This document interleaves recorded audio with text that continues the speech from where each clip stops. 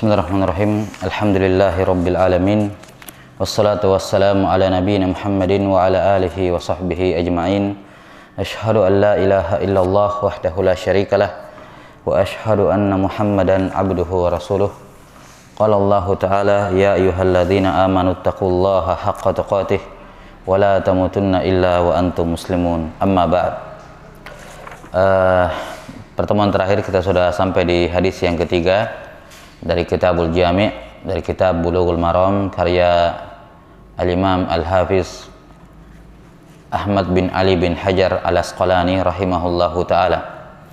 Selanjutnya pada hadis yang keempat dalam bab ini, dalam babul adab dalam Kitabul Jami'.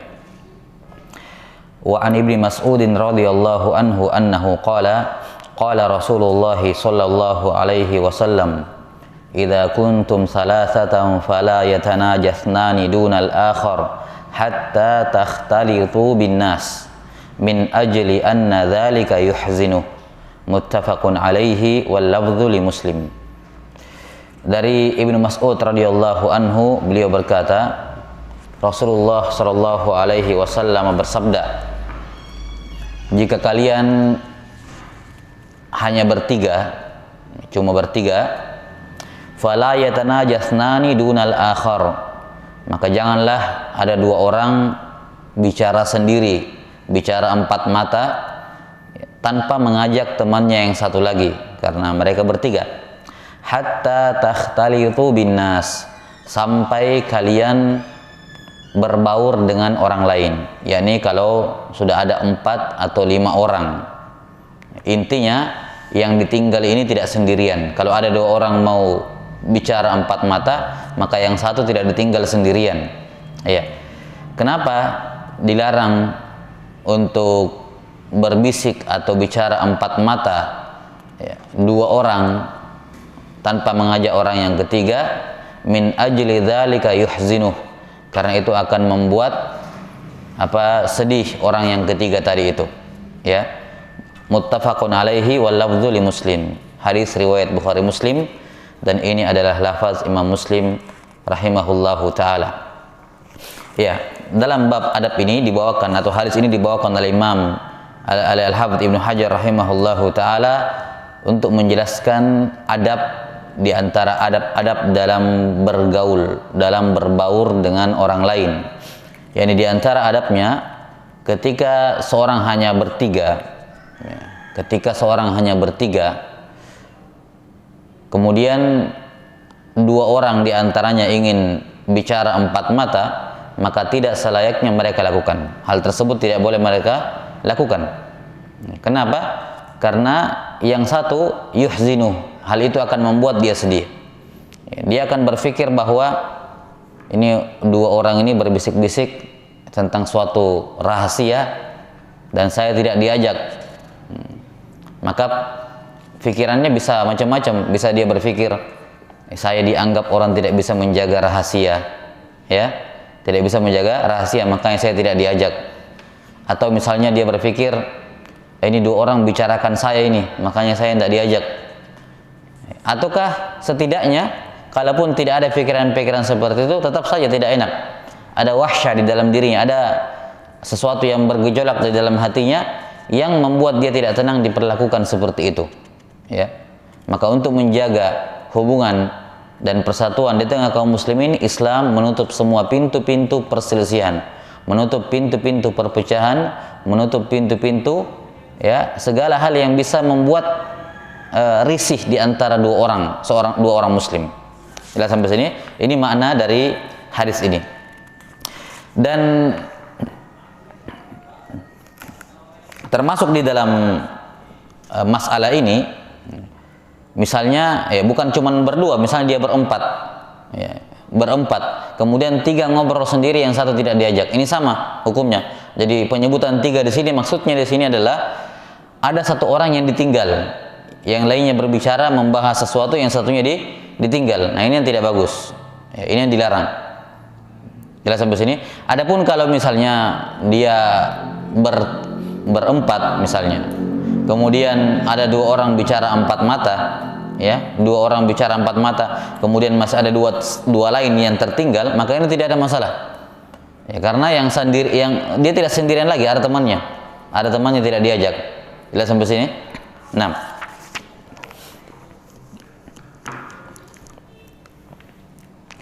dan ini larangan ini berlaku dalam segala hal, baik dalam keadaan safar maupun dalam keadaan mukim, ya.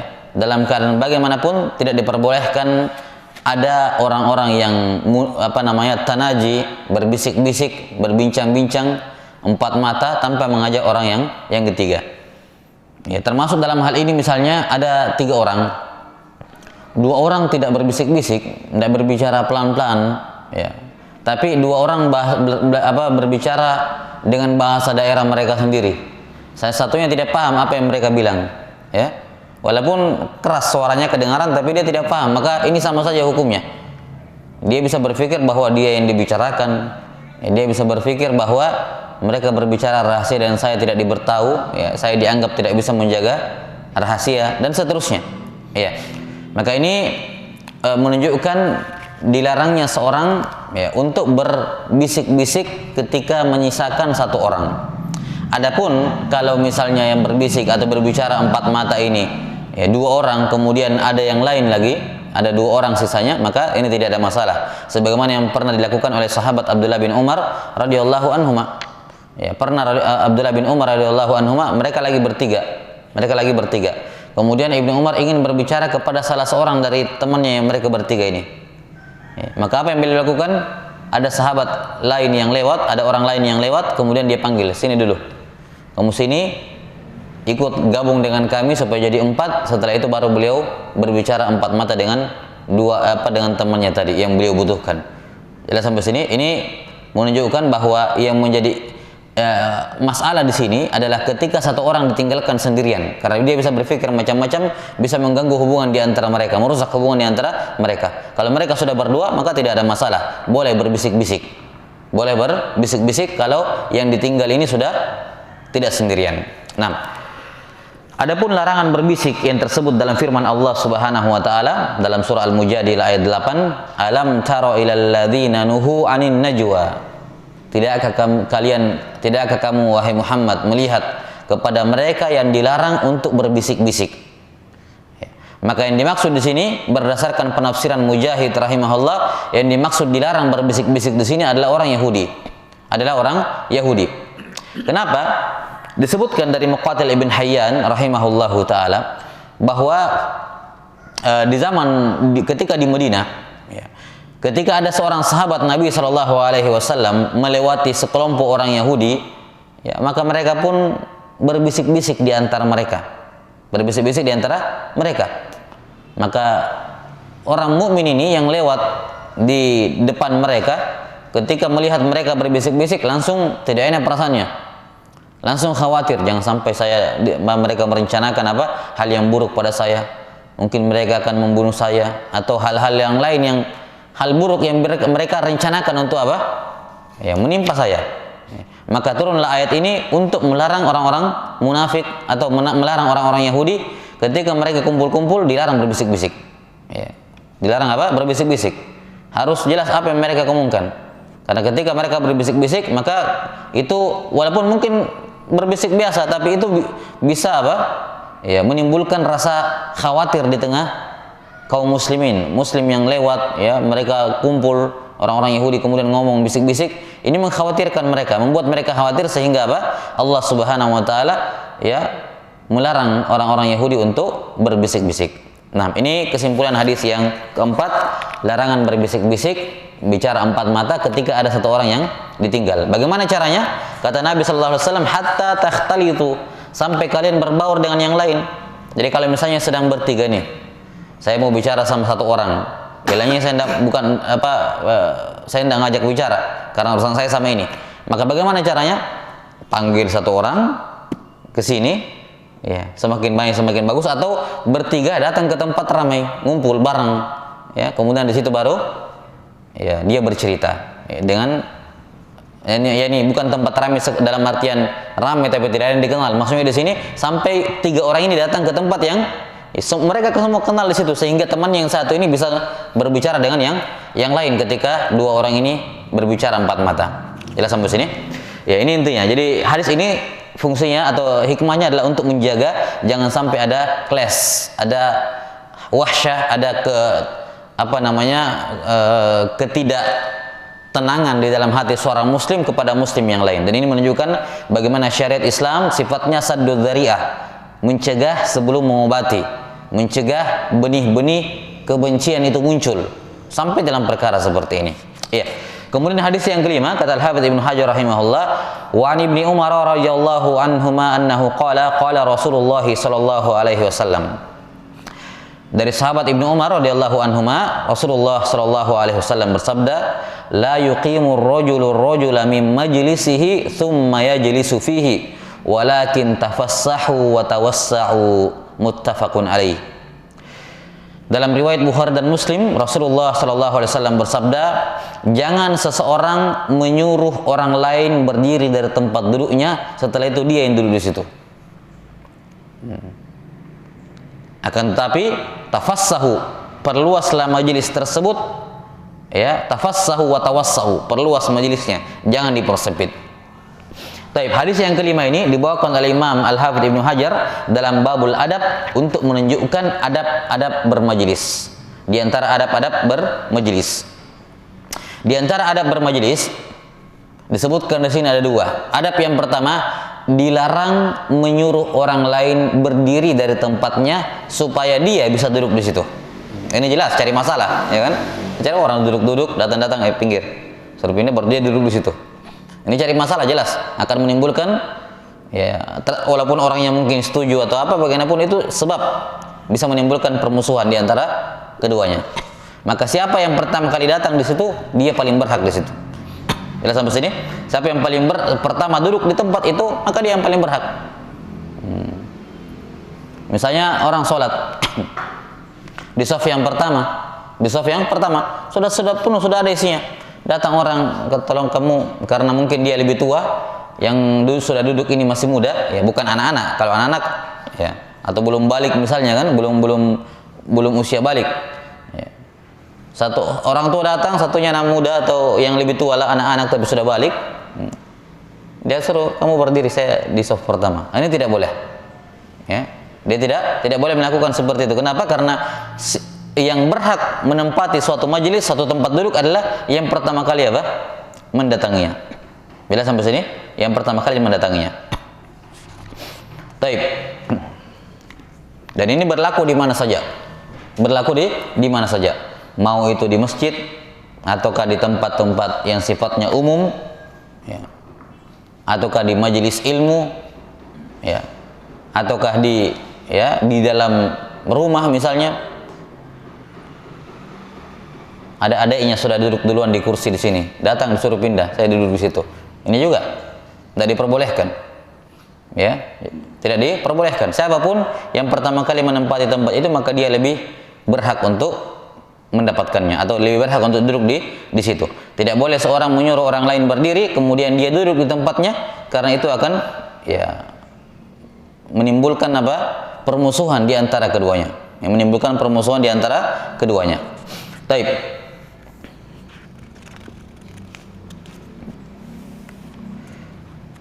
Kemudian ada beberapa keadaan yang diperkecualikan di sini. Ya, boleh seorang disuruh berdiri dari tempat duduknya untuk dia duduk di situ. Ada beberapa keadaan. Keadaan yang pertama, keadaan yang pertama adalah orang yang sudah duduk duluan di situ, kemudian dia pergi sebentar, keluar sebentar untuk kembali lagi di situ, terus ada orang duduk di situ. Maka di sini dia boleh untuk, ya, menyuruhnya pindah. Kenapa? Dia duluan di situ. Ya, tapi dengan catatan dia tinggalkan sesaat atau sebentar dengan tujuan mau kembali lagi di situ. Contoh misalnya saya duduk, saya di shaf pertama, tunggu qomat, kemudian saya buang angin misalnya, saya keluar pergi wudu, saya mau kembali ke situ. Bila sampai sini, ya. Maka setelah saya kembali ada orang duduk di tempat saya bisa suruh pindah.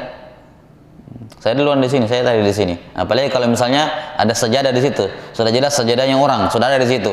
Terus dia keluar sebentar, tidak boleh orang datang duduk di sajadah itu. Jelas? Maka yang seperti ini, kapan ada orang duduk bisa disuruh pindah. Ya. Kenapa? Dia yang pertama duduk di situ sehingga dia yang lebih berhak. Dia boleh menyuruh orang pindah. Jadi hadis ini berlaku kalau itu tempat-tempat umum, belum ada yang punya ceritanya, belum ada yang menempatinya pertama kali. Ya. Dan ini tentunya berlaku ya pada tempat-tempat umum seperti itu setiap hari. Jangan bilang, jadi kalau ada orang misalnya hari ini sudah dia duluan di masjid sini pasang sajadahnya di sini, ya, untuk sholat duhur misalnya. Setelah sholat duhur pulang orang. Dia juga pulang, sajadahnya masih di sini. Datang-datang asar dia bilang ini sajadah saya di sini. Ini tidak berlaku lagi. Ya, ini tidak berlaku lagi. Karena itu selesai. Masalah kamu taruh sajadahmu di situ, itu tidak menunjukkan kamu yang pertama di situ. Karena ketika seorang sudah meninggalkan majelis tersebut, kemudian datang kembali dan itu tempat umum, perhatikan, itu tempat umum seperti masjid dan majelis ilmu, maka apa? Ya, semua orang berhak menempati tempat kayak talim kan. Tidak boleh ada orang talim pokoknya kalau talim saya selalu mau di sini duduk. Ya, kalau mau di situ datang cepat. Jangan kemudian datang belakangan dia bilang saya minggu lalu di sini, saya sekarang di sini saya lebih berhak. Tidak. Kenapa? Karena itu tempat umum. Jelas sampai sini? Itu tempat umum. Tidak boleh dia menyuruh orang berdiri dari orang yang sudah duluan duduk di situ. Jadi ini keadaan yang pertama, dikecualikan boleh untuk menyuruh orang lain berdiri, yaitu orang yang sudah duluan di satu tempat, kemudian dia keluar sebentar dengan niat mau kembali lagi. Artinya kalau dia keluar dan tidak ada niat kembali lagi, ya sudah gugur itu haknya, bisa ditempati tempatnya dan tidak boleh disuruh berdiri. Seperti tadi misalnya, taruh sajadah habis sholat zuhur, ya pulang niat nanti kembali sholat asar misalnya. Ini kan ya bukan niat mau kembali karena masih jauh, masih lama. Maka yang seperti ini orang bisa menempati tempatnya. Ya, sajadahnya dipindahkan ke sampingnya misalnya. Ya. Dipindahkan, kemudian dia duduk di situ dan dia tidak boleh dipindahkan dari situ. Jelas?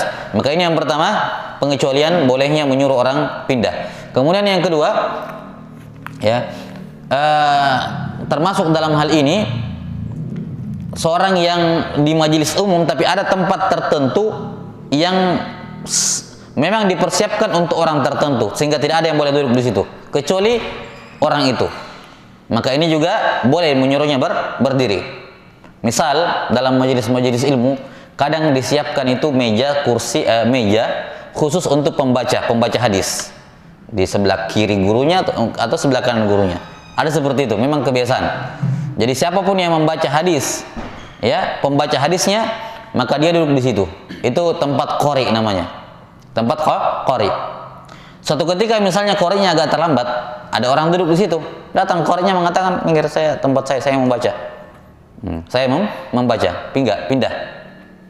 Maka ini apa? Boleh dia apa? Boleh menyuruh untuk berdiri. Jelas? Kenapa? Karena itu menjadi tempat khusus. Ya, itu menjadi tempat khusus. 6.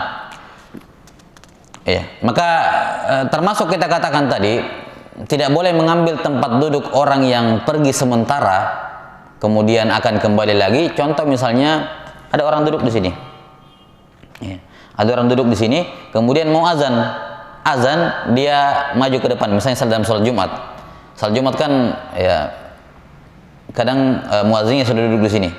Ketika masuk waktu dia apa? Dia biasa dia. Iya.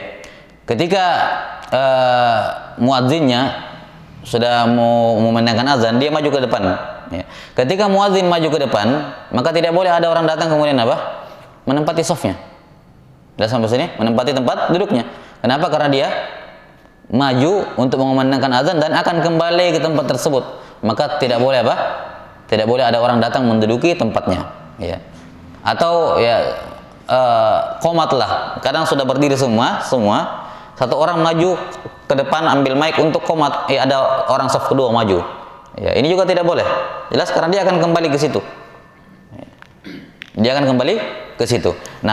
Apalagi kalau kita katakan memang sudah disiapkan, misalnya sudah sepakat bahwa ini tempat muazin di sini nih, di sebelah kanan imam di saf pertama. Kalau sudah disepakati di situ, maka tidak ada yang boleh mengambil tempatnya. Di situ dia.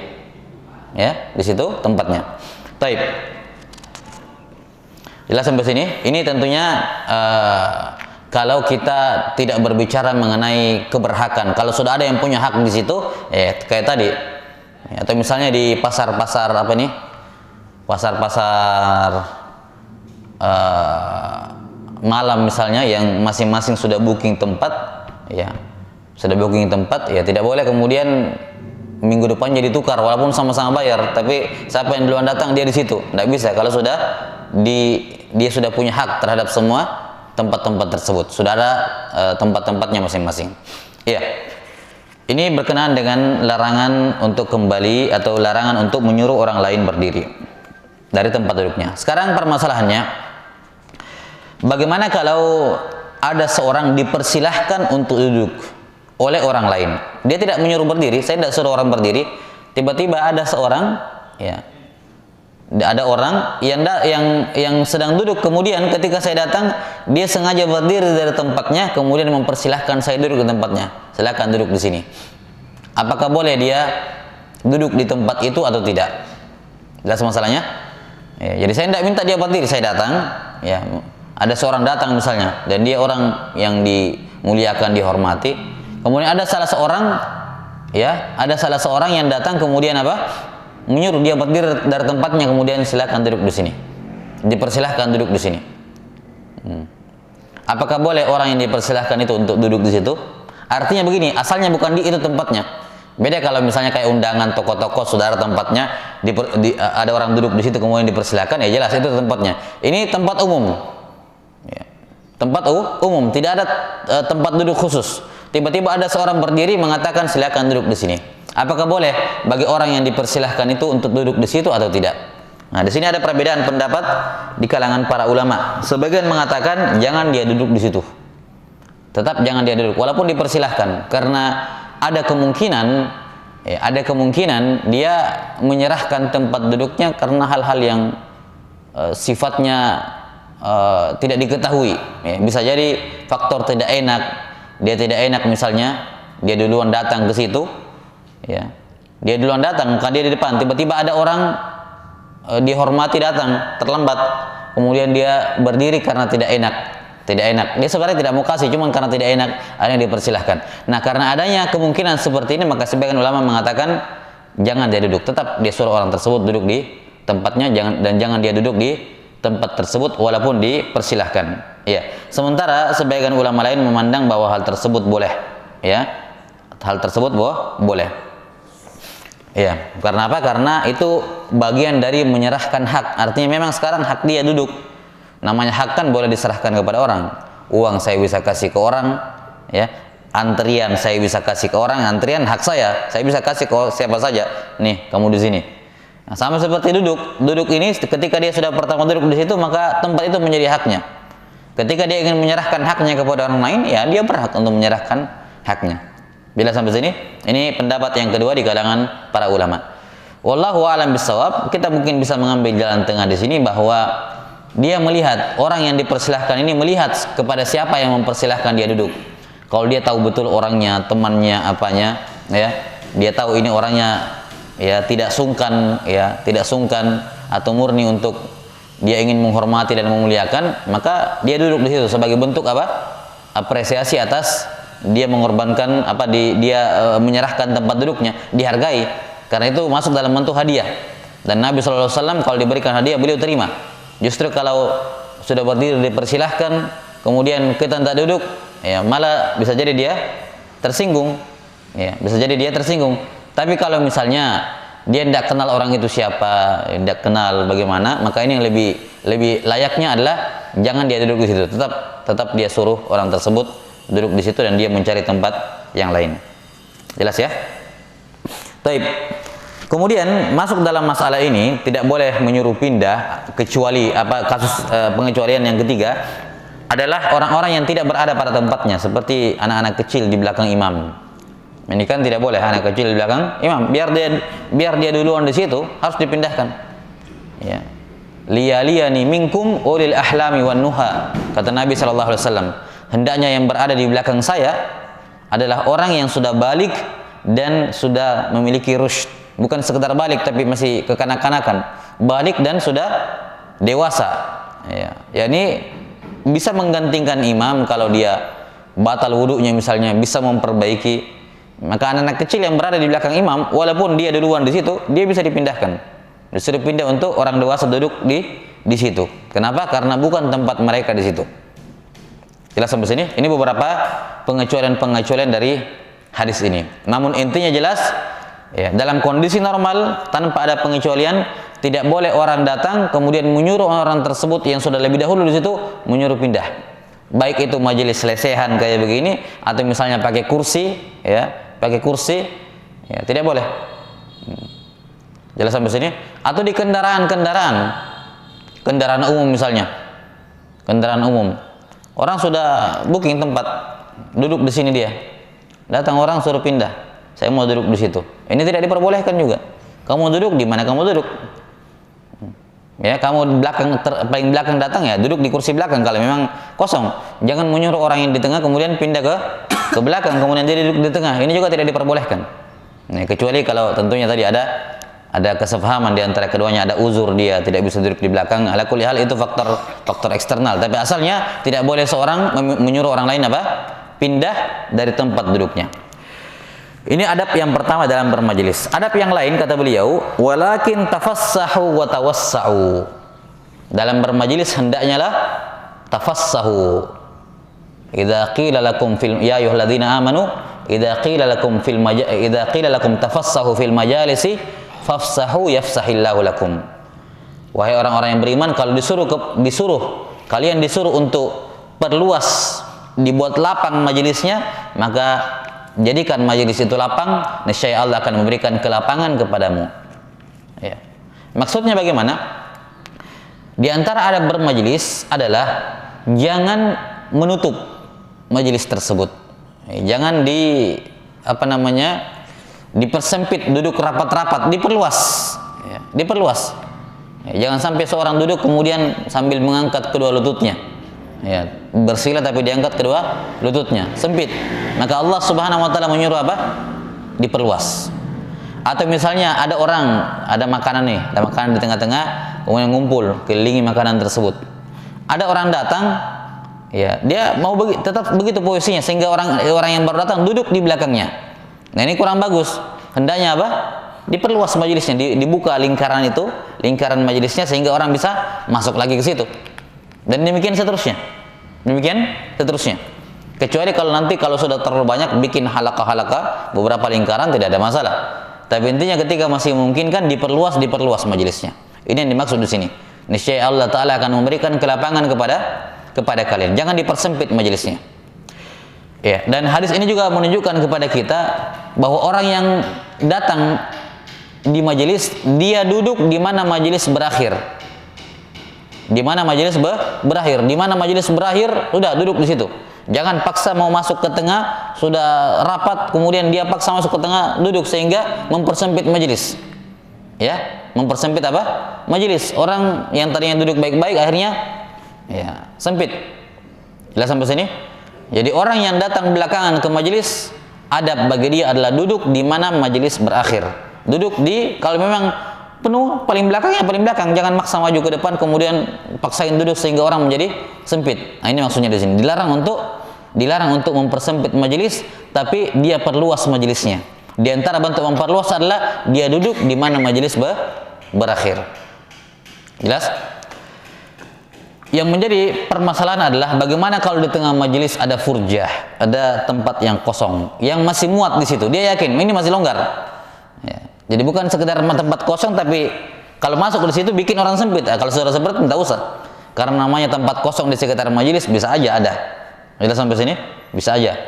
Cuman masalahnya apakah itu muat dan lapang di situ? Kalau sekedar muat-muat tapi pas duduk di situ, oh ini muat satu orang. Pas sampai ke sana duduk jadi sempit orang. Nah, ini jangan, ya. Dia duduk di mana majelis berakhir. Tapi kalau misalnya ya ada tempat yang kosong, masih ada kosong besar di tengah majelis. Ya. Ada orang datang belakangan, dia lihat furja di tengah majelis. Apakah dia boleh masuk sampai ke sana, ataukah tetap dia duduk di belakang? Ya, dalam hal ini para ulama mengatakan boleh bagi dia untuk masuk ke furjah tersebut, ke tempat yang kosong tersebut, dengan catatan jangan dia melangkahi orang, yatakhatta riqaban nas, melangkahi leher-leher orang. Maksudnya apa? Minta jalan. Ya, minta jalan. Ada dua orang ketemu lututnya, ya, jangan dilangkahin. Ya, minta izin, dibuka lututnya biar dia bisa lewat. Ya. Karena ini hal yang bisa menimbulkan, ya, kadang kita duduk baik-baik tiba-tiba ada orang tidak minta izin langsung melangkah. Itu kan setidaknya kita merasa tersinggung atau ada hal-hal yang tidak enak, akhirnya jadi ada masalah sama orangnya. Kenal juga tidak, tapi saya benci sama dia gara-gara ya, saya kenal juga tidak siapa dia, tapi saya tidak suka. Kenapa? Dia melangkah tiba-tiba. Ya, tidak jelas. Ya, jelas sampai sini. Maka kalau memang aman, artinya ada jalan menuju ke sana mudah, atau setidaknya dia minta izin kepada orang-orang yang sudah terlebih dahulu duduk untuk dia lewat, maka boleh bagi dia untuk mengisi majelis tersebut. Dalam riwayat Al-Bukhari, Rasulullah SAW pernah bersabda, ala ukhbirukum anin nafaris salas. Ada 3 orang datang ke majelis Nabi SAW sedang menyampaikan tausiah. Yang satu orang yang pertama dia duduk paling belakang. Orang yang kedua, dia lihat ada tempat kosong di tengah majelis, maka dia pun melangkah masuk ke tengah majelis yang kosong tersebut. Dan yang satunya mungkin ada urusan, dia pergi. Maka Nabi SAW bersabda, inginkah aku kabarkan kepada kalian tentang 3 orang yang baru datang ini? Fa'ammal awal, adapun orang yang pertama, yakni yang melihat tempat kosong di tengah majelis masih muat, masih longgar, dia masuk ke situ. Adapun orang ini fa'awa ilallah fa'awahullah, dia mendekat kepada Allah Subhanahu wa taala, ya, meminta perlindungan kepada Allah, maka Allah pun mendekat kepada dirinya, yakni memberikan perlindungan kepada dirinya. Wa ammal akhar fastahya Allahu min. Adapun orang yang kedua yang duduk paling belakang, padahal bisa di depan tapi malu-malu dia, akhirnya duduk di belakang. Ya, kata Nabi SAW, yang kedua ini dia malu kepada Allah, maka Allah pun malu kepadanya. Adapun orang yang ketiga fa'aradallahu an. Orang yang ketiga pergi meninggalkan majelis, maka Allah pun berpaling meninggalkannya. Ya. Maka ini menunjukkan bolehnya seorang ketika melihat furjah, tempat kosong di tengah majelis, dan bukan sekedar tempat kosong yang muat satu orang duduk gitu, bukan sekedar itu. Tapi ketika dia duduk di situ, walaupun muat, tapi tidak membuat orang di sekitarnya menjadi sempit. Tadinya mereka bisa agak lapang sedikit, ya. Nah, hanya gara-gara pas satu orang kemudian dia paksakan masuk di situ, ini tidak dibenarkan. Jelas? Kenapa? Karena kapan dia membuat orang merasa sempit, maka dia masuk dalam larangan, ya, melanggar perintah Allah Subhanahu wa taala, tafassahu fil majalis, perluaslah majelisnya, buatlah majelis tersebut lapang, tidak sempit-sempitan di dalam bermajelis. Iya, wallahu alam bissawab.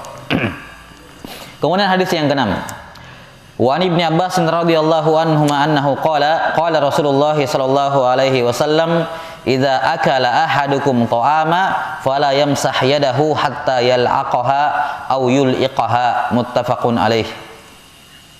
Ya. Dari hadis Ibnu Abbas riwayat Bukhari Muslim, Rasulullah sallallahu alaihi wasallam bersabda, kalau seseorang makan makanan, ta'aman, kalau ada seorang yang makan makanan, ini sudah selesai makan, maksudnya idza akala dalam bentuk fi'il madi, kalau dia sudah selesai makan, fala yamsah yadahu, maka jangan dia usap tangannya. Jangan dia usap tangannya hatta yal'aqaha aw yul'iqaha, sampai dia menghisap dengan mulutnya, atau dijilati, ya, dijilati. Ya. Hatta yal'aqaha, sampai dia menjilati jemarinya, atau yul'iquha atau dijilatkan sama orang lain, apakah misalnya oleh istrinya, ya, ataukah oleh khadimnya, pelayannya, ataukah budaknya dan semacamnya. Intinya di sini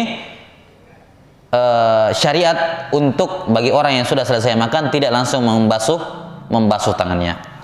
Tapi hadis yang ke-6 ini dibawakan oleh Al-Hafidz Ibnu Hajar dalam babul adab untuk menjelaskan mengenai adab-adab makan.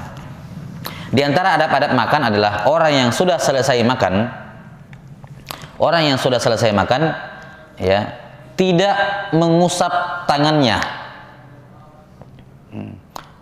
Nabi SAW tidak mengatakan tidak mencuci tangannya. Ini menunjukkan bahwa pada dasarnya ketika selesai makan, ya, cukup bisa dengan mencukupkan dengan mengusap apakah dengan tisu, dengan kain dan semacamnya, ya. Dan tidak harus sampai mencuci tangan. Ini kalau memang makanannya apa? Ya, zaman Nabi SAW kan makanannya apa? Gandum, korma. Ini kan tidak perlu cuci tangan ya kalau sudah. Cukup diusap pakai kain selesai. Ya. Maka hadis ini dikatakan, ya, kalau seorang sudah selesai makan, maka jangan dia usap tangannya. Yamsah, diusap ya, dengan kain dengan apa? Jangan. Ya. Sampai dia yalaqaha, ya, menjilati jari jemari tangannya. Taib. Disebutkan dalam riwayat yang lain, dalam riwayat Imam Muslim, disebutkan apa alasannya, kenapa Nabi SAW menyuruh untuk menjilati dulu tangannya, baru kemudian setelah itu diusap. Ya, apakah dicuci?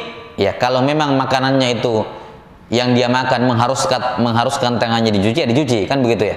Jadi maksudnya di sini hanya disebutkan diusap karena makanan-makanan para sahabat di masa itu bukan kayak daging terus tiap hari. Ya, apalagi ikan misalnya yang bau dan semacamnya, ya makanannya gandum kasar, dikasih minyak atau dibuat adonan, ya. Setelah itu dimakan, atau korma, atau ya makanan yang tidak membuat tangan itu bau sehingga harus dicuci. Yang cukup diusap saja. Jelas sampai sini? Maka hadis ini tidak bisa dijadikan pendalil mengatakan enggak perlu dicuci. Tidak, beda jenis makanannya beda. Untuk makanan kalau kita makan membuat tangan bau dan tidak cukup diusap, ya selayaknya dicuci. Kalau perlu pakai sabun, karena ini berkenaan dengan apa? Ya, ketika bersalaman dengan orang, ya, itu bisa mengganggu orang lain. Jelas? Bisa mengganggu orang lain. Apalagi di masa-masa sekarang, ya, yang sudah penyakit, ya, dengan mudah atau dengan izin Allah Subhanahu wa taala pindah, ya, ke orang lain, maka syariat atau mencuci tangan ini sangat ditekankan, ya, dengan menggunakan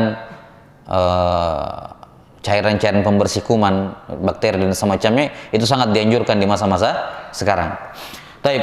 Kita lihat kata beliau, disebutkan alasannya bi annahu la yadri fi ayyi ta'amihil barakah. Ya, kenapa dia jangan mengusap tangannya atau jangan mencuci langsung tangannya sudah makan, melainkan dijilat dulu, ya. Karena kata Nabi SAW, karena dia tidak tahu di mana keberkahan makanannya terletak. Ya, di mana keberkahan makanannya terletak.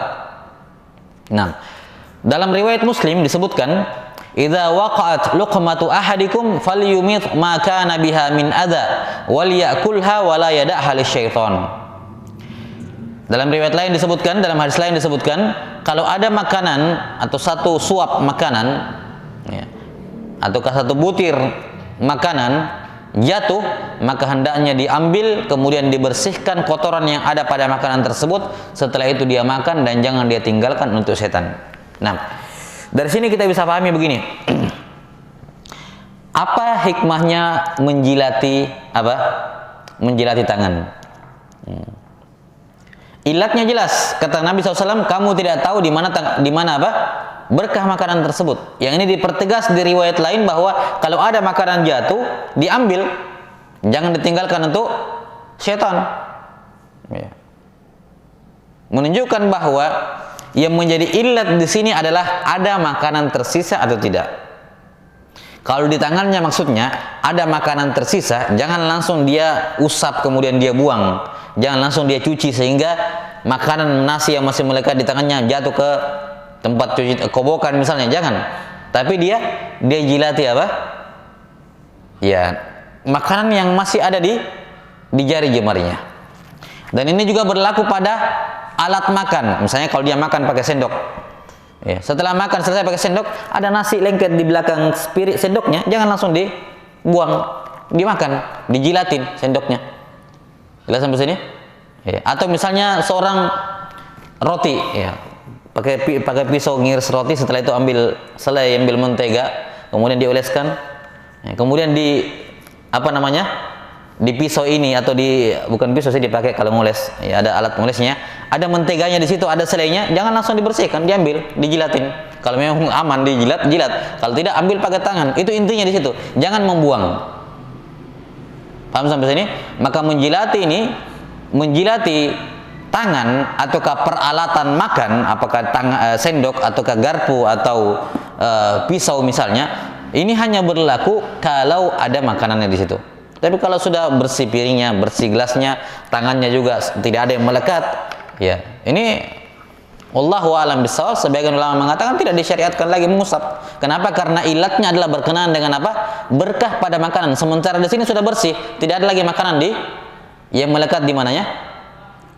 Di tangannya. Kecuali perhatikan, kecuali makanan-makanan yang rasanya apa? Yang melekat di jari jemari, masih ada rasanya, itu baru dapat. Tapi kalau bersih semuanya, misalnya tidak ada, misalnya dia makan pakai sendok nih, dia makan pakai sendok, ya, tangannya sama sekali tidak sentuh makanan, ya.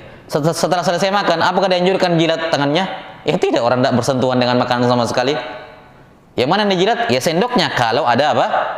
Makanannya di situ, ya, ada kuahnya tinggal sedikit di piringnya, itu diambil, bukan dibuang. Karena bisa jadi disitulah terdapat, di kuah yang terakhir itulah terdapat apa? Berkahnya. Jangan dibuang kemudian dibiarkan untuk syaitan. Paham sampai sini? Ya. Jadi perintah di sini, syariat mengusap ini, menjilat, maksud saya ini jelas maqulul makna. Kita bisa pahami kenapa disyariatkan untuk menjilat makanan. Intinya adalah agar jangan sampai ada makanan yang tersisa. Baik makanan itu kelihatan maupun cuman rasanya. Misalnya habis makan pakai tangan, ya, apa hal-hal yang ini misalnya. Kemudian ada zat-zat makanan yang kecil, ya, melekat di jari jemari. Nah ini walaupun bukan sifatnya nasi, ya, tapi ada rasa manis, rasa asin, ya, atau apalah yang gurih melekat di tangannya. Maka ini jangan langsung dia ceburkan ke tangannya, ke kobokan, cuci tangan. Tapi dia paham sampai sini? Misalnya dia makan snack-snack, ya, dia makan, kemudian ada bumbu-bumbunya yang melekat di jari jemarinya. Ini sama, jangan langsung dia bersihkan, ya, karena dia tidak tahu di mana berkah makanan tersebut berada, ya. Wallahu alam bishawab. Ini yang dimaksud di sini. Adapun kalau tangannya tidak menyentuh makanan sama sekali, atau dia menyentuh tapi tidak ada yang lengket di sini, ya, misalnya makan nasi goreng, ya, nasi pakai tangan misalnya, ya, tapi bersih, setelah itu bersih, tidak ada yang melekat, maka yang seperti ini tidak perlu untuk dijilatin, karena tidak ada yang melekat, tidak zatnya, tidak ada juga rasa yang melekat di situ, tidak ada zat yang melekat di situ. Jelas? Baik. Kemudian disebutkan di sini bahwa kamu tidak tahu di mana berkah makanan tersebut, ya. Kamu tidak tahu di mana letak berkah makanan tersebut. Nah, yakni ketika kamu membuang makanan tersebut, ya, maka atau ada kamu sisakan makanan tersebut, bisa jadi keberkahan makanan tersebut di situ, ya, sehingga kamu kehilangan berkahnya. Kenapa kehilangan berkahnya? Karena makanan yang kamu sisakan itu akan dimakan oleh setan, dan segala hal yang sudah diganggu oleh setan atau diperuntukkan untuk setan, maka dia kehilangan berkah di situ. Ya, karena itulah diantara sebab makanan itu hilang berkah adalah ketika tidak membaca basmalah. Nabi SAW pernah makan bersama sahabat. Ketika baru mau mulai makan, tiba-tiba ada seorang budak datang nyelonong, langsung memasukkan tangannya mengambil makanan. Maka Nabi SAW langsung tahan tangannya. Ya, dia tidak membaca basmalah. Ini Nabi SAW tahu dengan wahyu, langsung ditahan tangannya, mengatakan dia ada yang menggerakkan, ini ada yang menyuruh dia, ini setan, untuk menghalalkan makanan ini untuk setan. Ini menghilangkan keberkahannya, Taib. Kemudian Jari yang dijilat ini adalah jari yang dipakai untuk makan. Artinya kalau makan pakai tangan dijilat, tapi kalau tidak pakai tangan ya tidak perlu jilat. Jelas sampai sini? Ya, artinya syariat menjilat tangan ini hanya berlaku kalau dia makan pakai tangan, makan pakai jari jemarinya. Nah, berapa yang mana yang dijilat? Ya tergantung juga apakah dia makan pakai 3 jari atau pakai 5 jari. Ya, sudah kita jelaskan di kajian Syama'il Muhammadiyah bahwa hadis-hadis yang menunjukkan dianjurkan makan pakai 3 jari ini tidak berlaku secara mutlak. Dia hanya berlaku untuk makanan yang memang bisa dipegang dengan 3 jari. Anggur, korma, ya, atau roti yang disobek, ya, bisa pakai 3 jari. Adapun makanan-makanan yang tidak bisa dipegang, tidak bisa dimakan dengan 3 jari, ya pakai 5 jari. Ya, misalnya kayak kita Indonesia nasi. Ya, nasi gimana 3 jari? Agak sulit. Ya. Ya kan? Agak sulit. Lama makannya, buang-buang waktu. Masih bisa kerja yang lain. Ya, masih bisa kerja yang lain. Nah, apalagi kalau di pondok pesantren misalnya, pesantren yang makan pakai nampan, ya, yang lainnya makan pakai 5 jari, dia 3 jari, habis. Ya. Jadi maksudnya di sini untuk makanan kayak makan mie, ya, bagaimana cara makan mie pakai 3 jari, ya kan? Ya. Atau misalnya makan makanan yang panas, pegang jagung bakar pakai 3 jari, tidak mungkin kan? Jadi maksudnya di sini syariat 3 jari ini untuk makanan-makanan yang memang bisa dipegang dengan 3 jari. Misalnya makanan atau buah-buahan yang sifatnya butiran kecil atau makanan yang bisa disobek kemudian dipegang dengan 3 jari. Ya. Adapun makanan yang hanya bisa kita makan dengan 5 jari, ya kita pakai 5 jari. Atau makanan yang harus pakai 2 tangan, ya pakai 2 tangan. Misalnya pakai makan jagung bakar yang tidak ada pegangnya, ya. Kalau pegangnya kan 1 saja. Ya. Kalau tidak ada pegangannya begini, kan harus pakai 2 tangan. Ya enggak, harus pakai 2 tangan. Ya, jadi jari yang dijilat ini, ya, apakah 3 jari atau 5 jari? Ya kita katakan tergantung jari yang digunakan ketika makan. Kalau 3 jari yang dipakai, ya 3 jari saja. Itu pun kalau ada yang melekat di situ. Kalau tidak, ya tidak. Tapi pembahasan yang terakhir disebutkan dalam hadis riwayat Muslim tadi bahwa ketika ada sisa makanan, hendaknya ketika ada makanan yang jatuh, hendaknya dia ambil kembali, kemudian dia bersihkan, kemudian dia makan, dan jangan dia tinggalkan untuk setan. Perhatikan, ini Nabi SAW sabdakan di masa ketika itu tidak ada tegel, ya, belum ada keramik, ya kan? Ya. Nah, karena itulah Nabi SAW tidak pernah makan dengan menggunakan meja makan, bukan karena tidak boleh. Ya. Kenapa? Ketika ditanya Anas bin Malik radhiyallahu anhu, terus Nabi SAW makannya pakai apa? Kata beliau, ala hadhihi sufrah. Ala hadhihi sufrah, yakni tikar. Kenapa beliau SAW menggunakan tikar? Alasannya mudah. Ya. Pertama, menghindari makanan jatuh. Dan kalaupun jatuh, ya ditikar bersih. Beda kalau pakai meja. Ya, meja kalau dibawanya tikar kan mubazir. Di zaman dulu tidak ada tegel kayak kita. Ya. Kalau pakai meja kan dibawanya tinggal tanah. Nah kalau jatuh ya, jatuh ke tanah, bukan kotor. Walaupun Nabi SAW tetap menganjurkan untuk mengambil. Makanya Nabi SAW makannya lesehan pakai sufroh tadi itu, tidak menggunakan meja makan. Walaupun bukan berarti tidak boleh, karena ini termasuk hal-hal yang mubah, perkara-perkara yang mubah, tapi dijaga. Iya. Kalaupun jatuh, kita sekarang kan tegel, ya mudah, ambil, bersihkan, selesai makan. Nah, sekarang bagaimana kalau makanan tersebut sudah tidak bisa dimakan? Kalau di zaman dahulu disebutkan jatuh kena najis misalnya, atau sudah kotor sekali tidak bisa lagi dibersihkan. Atau kita sendiri sudah kenyang, nggak bisa lagi habiskan ini makanan. Ini kan kalau dibiarkan begitu akan dimakan oleh siapa? Oleh syaitan. Maka apa yang dilakukan? Para ulama menyatakan bahwa ya, makanan yang sudah tidak bisa dimakan itu selayaknya diberikan kepada hewan. Jangan dibuang begitu saja ke tempat sampah atau karena ini bisa ya menjadi makanan bagi setan.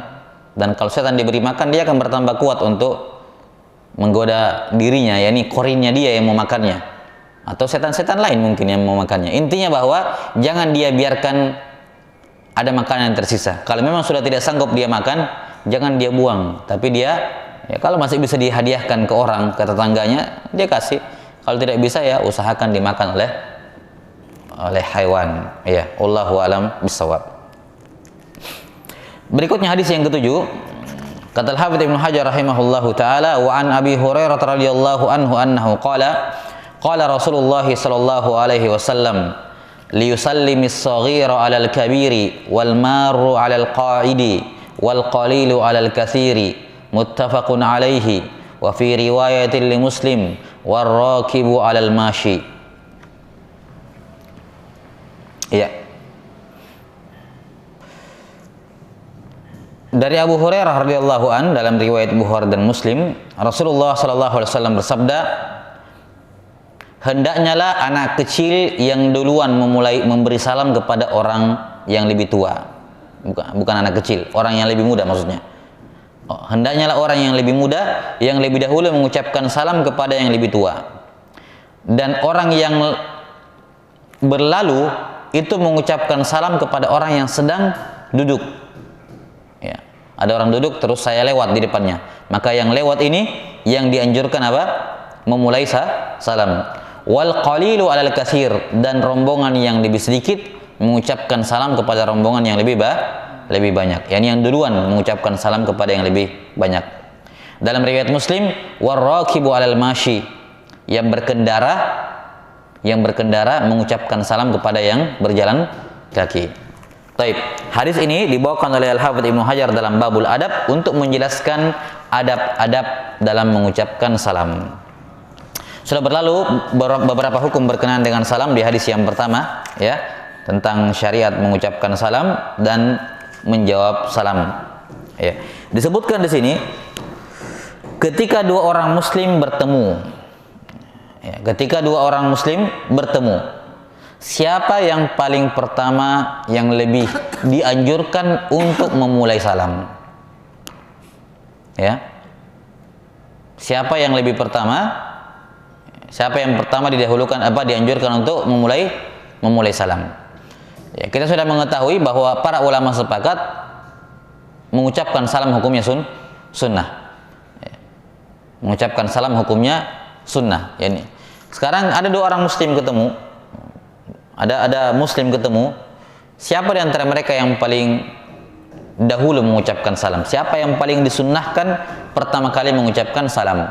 Atau dalam ibarat ungkapan sebagian ulama, siapa yang punya hak memberikan salam lebih dahulu? Jelas? Nah, siapa yang lebih berhak duluan dan siapa yang lebih dianjurkan duluan, lantas dia mengucapkan salam, maka dia telah melakukan yang sunnah.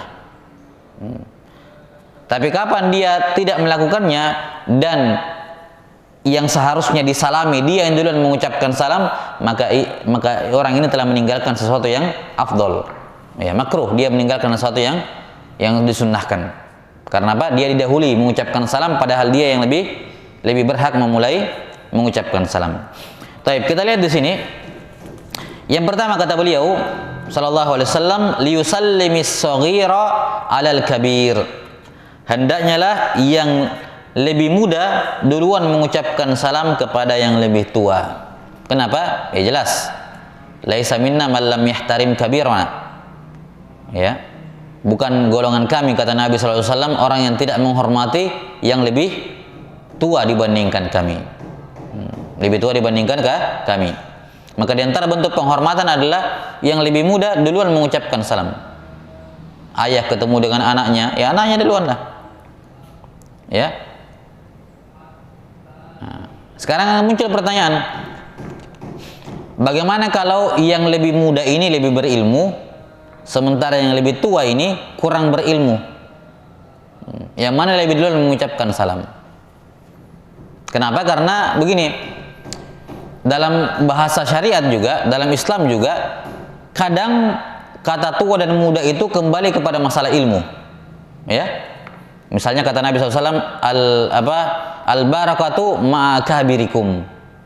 Ya, berkah itu bersama dengan orang-orang tua di antara kalian, yakni orang-orang berilmu di antara kalian. Maka kata kabir dalam bahasa syariat itu terkadang bermakna apa? Orang yang lebih tua, lebih banyak keilmuannya. Nah sekarang kalau ada dua orang ketemu, yang satunya lebih muda tapi lebih berilmu, satunya lebih tua tapi lebih di bawah ilmunya. Siapa yang lebih dulu mengucapkan salam? Hah? Siapa yang dianjurkan pertama kali mengucapkan salam? Yang lebih muda usianya atau yang lebih muda ilmunya?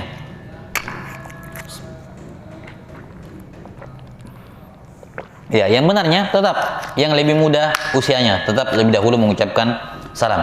Kenapa? Karena hukum asal pada kalam adalah hakikat, bukan majaz. Dan bahasa Arab ketika mengatakan sogir dan kabir, maka makna hakikatnya adalah dalam masalah usia, bukan dalam masalah ilmu. Ya.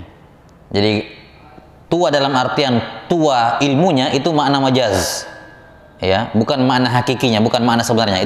Itu makna kiasan. Dan asalnya adalah kita memahami hadis dengan makna apa? Makna hakiki, bukan makna majaznya, bukan makna kiasannya. Ya, maka intinya di sini adalah ketika dua orang bertemu, maka yang jadi patokan adalah usia dulu. Ya, usia. Siapa yang lebih muda, maka dia yang lebih dahulu mengucapkan salam kepada yang tua. Jelas? Kemudian yang kedua adalah wal maru 'alal qaid. Orang yang lewat duluan mengucapkan salam kepada yang apa? Duduk. Dua orang, satunya duduk, satunya lewat. Satu orang misalnya lagi duduk di teras rumahnya. Kemudian ada orang yang lewat. Ada orang lewat. Maka yang lewat ini apa? Dianjurkan mengucapkan salam kepada yang duduk ini. Apakah di rumahnya atau di pinggir jalan, misalnya di pinggir jalan duduk dia, ada orang lewat, maka dianjurkan apa? Hah? Nah, dianjurkan yang lewat ini mengucapkan salam kepada yang duduk. Apa hikmahnya? Kenapa yang lewat ini yang disuruh mengucapkan salam kepada yang duduk? Apa hikmahnya? Di antara hikmahnya adalah pertama, untuk menghilangkan kekhawatiran dari orang yang duduk ini. Kadang ada orang di pinggir jalan duduk, tiba-tiba ada orang lewat, apalagi kalau dia naik kendaraan, ya bisa berpikir, apalagi bisa jadi ini apa namanya, datang lewat untuk, ya bisa jadi pikirannya orang macam-macam, datang apalagi yang tidak dikenal. Maka ketika orang lewat dia mengucapkan salam, oh sudah, ini insya Allah bukan bermaksud jahat, ya. Untuk menghilangkan perasaan-perasaan seperti itu dari orang yang duduk itu, ya. Kemudian yang kedua, kalau orang yang duduk disuruh mengucapkan salam kepada yang lewat, luar biasa apa namanya? Karena orang lalu lalang gitu, masa dia harus jaga satu-satu baru diucapkan salam? Beda kalau orang yang duduk itu, duduk kan tidak pindah-pindah, dia terus di situ. Maka orang yang lewat yang mengucapkan apa? Dia lewat, oh ada orang duduk, ucapkan salam. Simple. Tapi kalau orang yang duluan mengucapkan salam kepada orang yang lewat, repot sekali. Karena orang lalu lalang, jelas ya? Jelas sampai sini? Nah, karena itulah alasannya kenapa orang yang berlalu dianjurkan untuk memulai mengucapkan salam kepada yang duduk. Ya. Kemudian yang ketiga, wal qalili 'alal katsir. Wal qalili 'alal katsir. Yakni rombongan yang lebih sedikit dengan rombongan yang lebih banyak. Ya. Ada dua orang jalan, ketemu dengan tiga orang jalan. Yang mana yang duluan mengucapkan salam? Yang berdua. Ya. Bukan yang bertiga duluan, tapi yang dua duluan. Kenapa? Ya hak jamaah. Artinya dalam Islam itu siapa yang paling banyak dia punya hak jamaah lah ceritanya. Dia lebih banyak, lebih menunjukkan persatuan. Maka dia dimuliakan. Persatuan tersebut atau jamaah tersebut dengan cara orang lain yang lebih kurang ya jumlahnya itu mengucapkan salam kepada mereka. Baik. Alasan yang kedua, alasan yang pertama tadi, yaitu untuk haknya apa? Haknya jamaah. Alasan yang kedua, kalau yang banyak mengucapkan salam kepada yang sedikit, apalagi kalau yang sedikit ini cuma sendirian, yang lainnya rombongan mengucapkan salam kepadanya, ya, maka ini bisa menimbulkan ujub, menimbulkan rasa kebanggaan tersendiri di dalam hatinya. Itu hal yang tidak baik. Merasa dia lebih baik dibandingkan rombongan itu karena mereka yang duluan mengucapkan salam kepada saya, sehingga dia bisa merasa saya lebih baik dibandingkan mereka. Az-zahu namanya. Jelas? Maka yang seperti ini ya tidak selayaknya untuk dilakukan ya. Tetap ya untuk menghilangkan perasaan seperti itu, yang lebih sedikit mengucapkan salam kepada yang lebih banyak. Apalagi kalau cuma dia sendiri yang berlalu itu ya, dia bertemu di jalan dengan orang yang 2 atau 3 orang, dia cuma sendiri, ya dia yang mengucapkan salam. Dia yang mengucapkan salam karena hak jamaah dan untuk menghilangkan ya hal-hal yang seperti itu di dalam hatinya kalau orang jamaah itu yang atau rombongan itu yang mengucapkan salam kepada dia pertama kali. Taib. Kemudian yang keempat disebutkan warrakibu alal masyi, yang berkendara mengucapkan salam kepada apa? Yang berjalan kaki. Ya, yang berkendara mengucapkan salam kepada yang berjalan kaki. Kenapa? Alasannya ya untuk tadi mencegah ketakaburan, karena dia naik kendaraan naik kendaraan, apalagi kalau kendaraannya bagus, motornya, mobilnya, ada orang jalan kaki ya. Sehingga untuk menghindari ya, perasaan bangga di dalam hatinya ya, bisa menimbulkan kesombongan dalam hatinya, maka dia dianjurkan mengucapkan salam kepada yang berjalan kaki. Jelas? 6.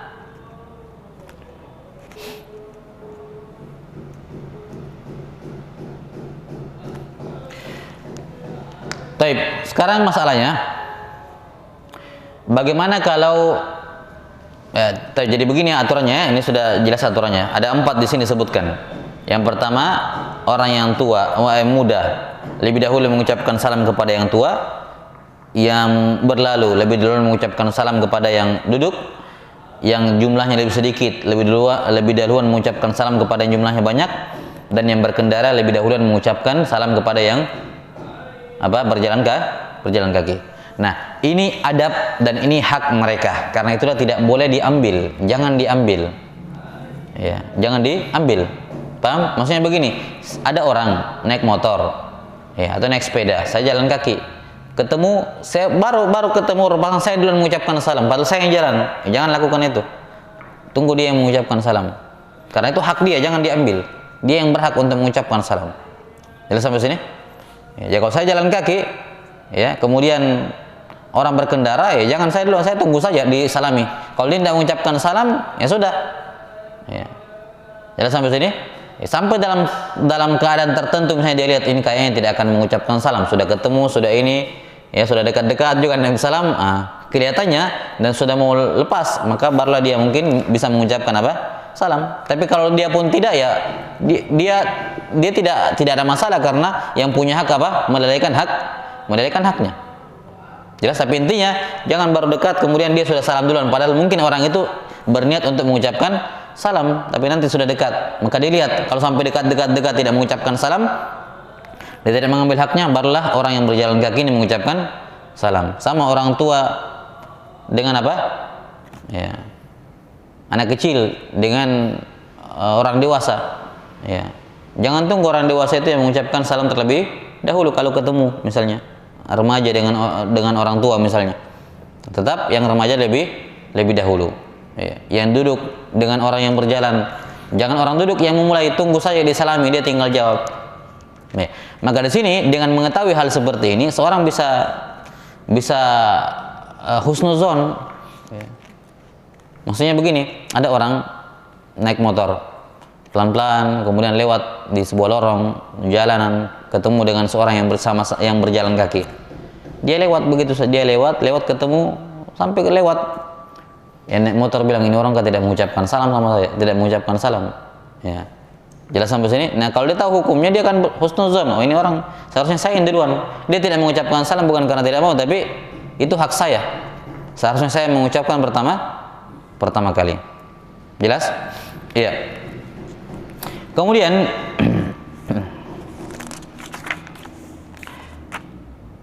kalau semua semua status ini tidak ada, ya, artinya sederajat sama semuanya, barulah berlaku hadis wa khairuhum alladzi yabda'u bis salam. Yang terbaik di antara dua muslim kalau ketemu, yang terbaik di antara keduanya adalah yang memulai mengucapkan salam.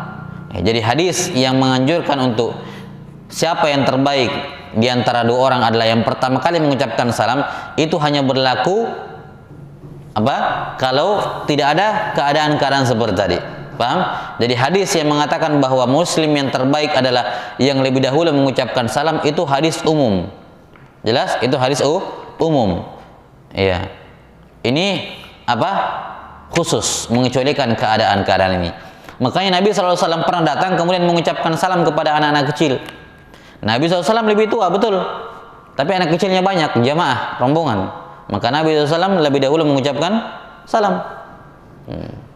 Walaupun beliau lebih tua, lebih berilmu, tapi beliau sendirian, anaknya rombongan. Maka beliau duluan mengucapkan salam. Jelas?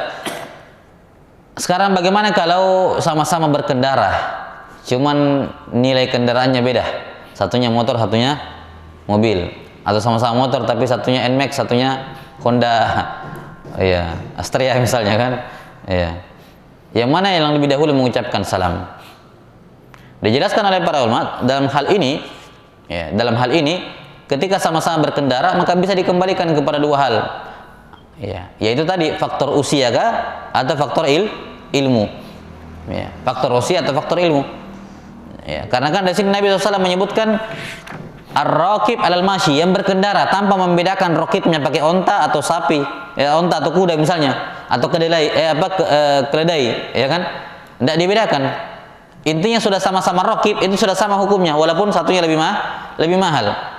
Maka kalau ada ketemu dua orang sama-sama raqib berkendara, maka yang lebih aula, lebih dahuluan mengucapkan salam adalah yang lebih muda usianya kepada yang lebih tua.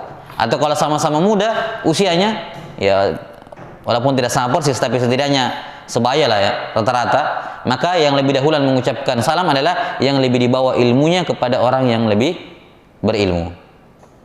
Jelas sampai sini ya? Ini penjelasan dari para ulama berkenaan dengan siapa yang lebih dahulu mengucapkan salam. Jadi orang yang paling utama adalah siapa yang memulai mengucapkan salam. Ini berlaku kalau ada satu orang berpapasan, sama usianya, sama-sama jalan kaki. Nah, inilah baru dinilai siapa yang paling utama di antara mereka adalah siapa yang lebih dahulu mengucapkan salam. Masing-masing di antara mereka sama-sama berhak untuk memulai salam. Kenapa? Sama-sama sendiri, sama-sama jalan kaki, sama-sama usianya, dan mungkin dia sama-sama berilmu, sama-sama santri. Walaupun mungkin ada perbedaan ilmu di antara keduanya, tapi bagaimanapun masih sama-sama pembelajar misalnya. Maka yang seperti ini statusnya sama. Jelas? Wallahu alam bisawab. Kemudian hadis yang ke-8, an Ali radhiyallahu anhu annahu qala Rasulullah sallallahu alaihi wasallam yujzi'u 'anil jama'ati idza marru ay yusallima ahaduhum wa yujzi'u 'anil jama'ati ay yarudda ahaduhum, rawahu Ahmad wal Baihaqi. Kata Ali bin Abi Thalib radhiyallahu an dalam riwayat Ahmad dan Al Baihaqi rahimahumullahu taala, kata Rasulullah sallallahu alaihi wasallam, kalau ada jamaah sekelompok orang, maka sudah syah kalau ada salah seorang di antara mereka yang mengucapkan salam. Misalnya datang ke majelis, datang bertiga, satu orang dari tiga ini yang mengucapkan salam kepada majelis, itu sudah mewakili ketiganya. Dan kata beliau, kalau ada sekelompok orang diucapkan salam kepada mereka, maka sudah syah dijawab oleh salah seorang di antara mereka. Hadis ini dibawakan oleh Al-Hafidz Ibnu Hajar dalam bab adab, masih menjelaskan tentang masalah salam, yaitu untuk menjelaskan bahwa mengucapkan salam untuk bagi rombongan, bagi 2 atau 3 orang, maka sunnah mengucapkan salam hukumnya sunnah kifayah. Hukumnya sunnah kifayah. Sementara menjawab salam hukumnya fardu kifayah. Kenapa? Karena memulai salam hukumnya sunnah, menjawabnya adalah wajib, walaupun sebagian ulama memandang bahwa menjawabnya juga sunnah. Ala kulli hal, intinya bahwa memulai mengucapkan salam hukum, kalau dia rombongan maka hukumnya sunnah kifayah. Apa sunnah kifayah? Kalau sudah ada yang mengerjakan sunnah itu, maka gugur kesunnahannya dari yang lain. Misalnya kayak tadi, ya, saya rombongan datang ke majelis ilmu terlambat, bertiga berempat masuk masjid. Ya, pas menuju ke masjid, satu di antara kami berempat ada yang mengucapkan salam kepada penghuni masjid, kepada yang di majelis tersebut, maka itu sudah cukup. Atau saya datang bertamu ke rumahnya orang berdua, teman saya yang mengucapkan salam, ya cukup, tidak perlu kita semua rombongan sama-sama mengucapkan salam. Kenapa? Satu orang sudah mencukupi. Namanya sunnah kifai, sunnah yang bersifat kifai. Demikian pula kalau kita sedang duduk-duduk di masjid, ya, mengikuti pengajian, tiba-tiba ada orang datang mengucapkan salam, maka kalau sudah ada satu orang di belakang yang jawab, sudah tidak usah satu tidak wajib satu majelis semua mengucapkan waalaikumsalam misalnya. Ya, atau misalnya ada yang mengucapkan salam, ustadznya yang membawakan materi sudah menjawab waalaikumsalam, sudah gugur kewajiban dari yang lain. Jelas sampai sini? Ya, ini tambahan berkenaan dengan adab-adab assalam.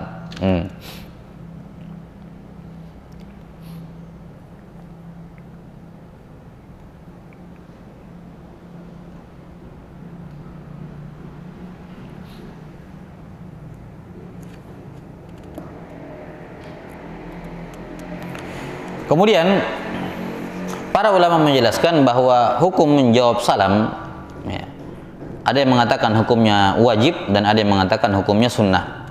Ya.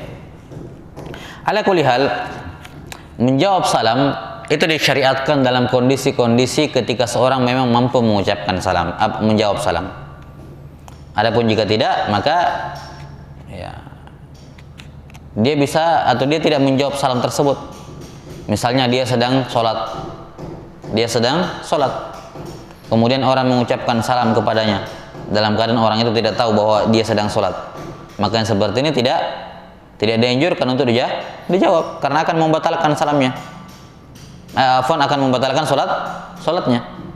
Atau dia sedang berada di kamar mandi, sedang buang hajat, kemudian ada orang mengucapkan salam, maka ini tidak dianjurkan untuk menjawab salam. Ya. Atau dia sedang mengumandangkan azan, baru sendiri di masjid, kumandangkan azan, ada masuk mengucapkan salam, dia sedang azan, ya, maka dia tidak menjawab azan dan tidak menjawab salam tersebut. Jelas? Nah, atau hal-hal lain yang kondisi-kondisi di mana seorang tidak dianjurkan, dimakruhkan untuk menyebut nama Allah di situ, berzikir. Nah, kemudian menjawab salam itu hukumnya fauron, artinya harus segera. Menjawab salam itu hukumnya harus segera mungkin.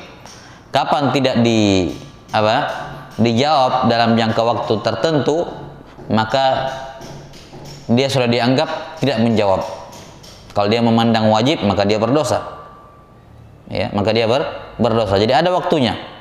Jangan misalnya ada orang salamnya, sedang sholat dia, rakaat kedua, ada orang salam, ya, dia tidak jawab, tentunya dia sedang sholat.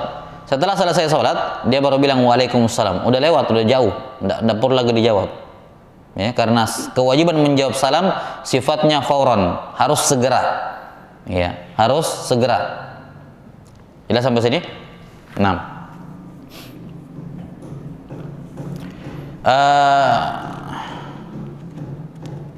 Karena itulah Nabi SAW dalam riwayat Muslim, pernah beliau SAW sedang kencing, kemudian ada orang yang lewat mengucapkan salam kepada beliau. Saya nggak tahu apakah sahabat itu tahu Nabi SAW sedang buang air, sedang kencing atau tidak, tapi intinya sahabat itu mengucapkan salam kepada Nabi SAW. Setelah kencing, beliau SAW langsung tayamum di dinding, kemudian menjawab salam. Ini menunjukkan bahwa salam harus dijawab segera mungkin. Seandainya boleh diundurkan jawabnya, beliau akan berwudu atau ada air. Tapi karena kalau beliau pergi berwudu kemudian baru menjawab salam, maka sudah lewat, sudah luput waktunya. Maka beliau SAW tayamum di dinding ketika itu, setelah itu langsung menjawab salam sehingga waktunya masih masih dapat. 6.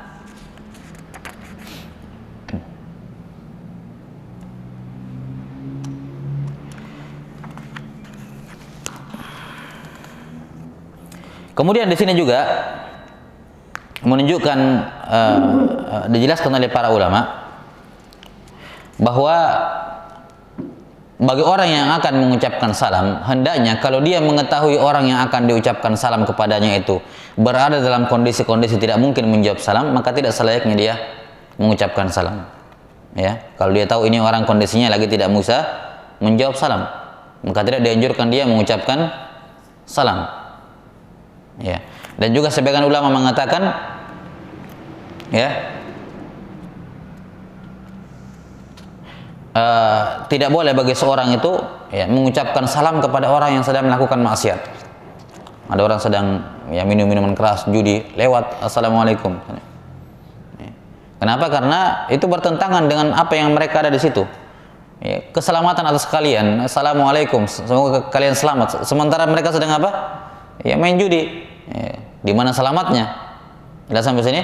Maka sebagian ulama mengatakan ya, tidak dianjurkan untuk mengucapkan salam kepada orang yang sedang berbuat maksiat. Ya, wallahu taala alam bissawab.